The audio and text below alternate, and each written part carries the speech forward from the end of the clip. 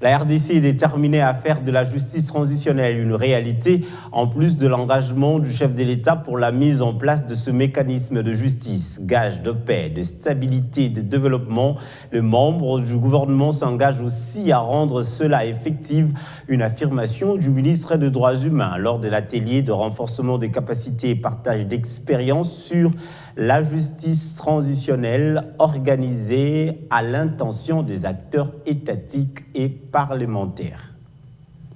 Il n'y a pas de paix sans justice et la République démocratique du Congo est plus que déterminée à faire de la justice transitionnelle une réalité pour une stabilité et un développement harmonieux. Durant 2 jours, les acteurs étatiques et parlementaires étaient soumis à des séances de partage d'expériences et de renforcement des capacités en vue de permettre de dégager de pistes de réflexion sur les priorités de la RDC en matière de justice transitionnelle. Le ministre des Droits humains a fait sien l'engagement du chef de l'État et a, au cours de cette rencontre, annoncé qu'un projet de décret de la mise sur pied de la commission de justice transitionnelle a été transmis au Premier ministre, ainsi que celui de la création du fonds de réparation de violences sexuelles liées au conflit en RDC. Des actions qui démontrent la détermination de l'exécutif dans ce processus. Vérité, justice, réconciliation, garantie de non-répétition, c'est là les piliers de cette justice transitionnelle que le chef de l'État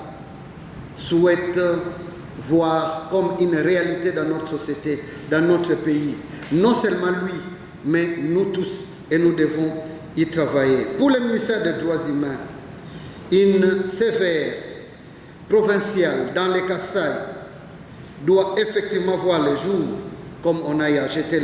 les jalons. Le Bureau conjoint des Nations Unies aux droits de l'homme, qui appuie le pays dans ce processus de justice transitionnelle, salue l'engagement des participants et des autorités et note l'importance de la mise en place d'une commission mixte des partis ayant pris part à ces travaux en vue de l'élaboration d'une loi. Il y a aussi l'étape fondamentale de l'élaboration d'un document stratégique sur la justice de transition. Le docteur Mukwege, avec notre soutien, a élaboré un document de stratégie holistique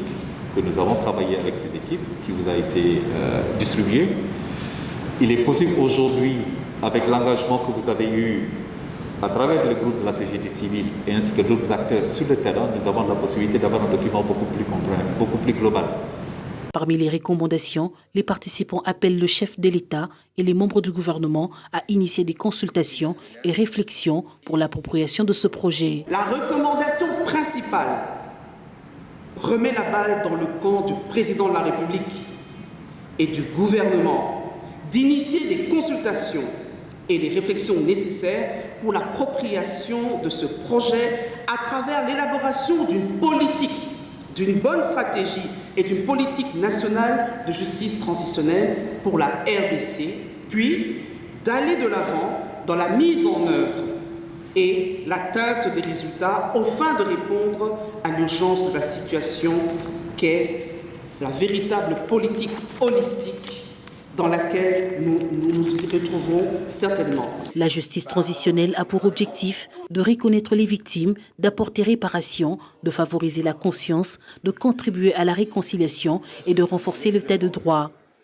Le BCNDUH promet de poursuivre ses formations dans le but de créer une synergie autour de cette question pour un véritable état de droit.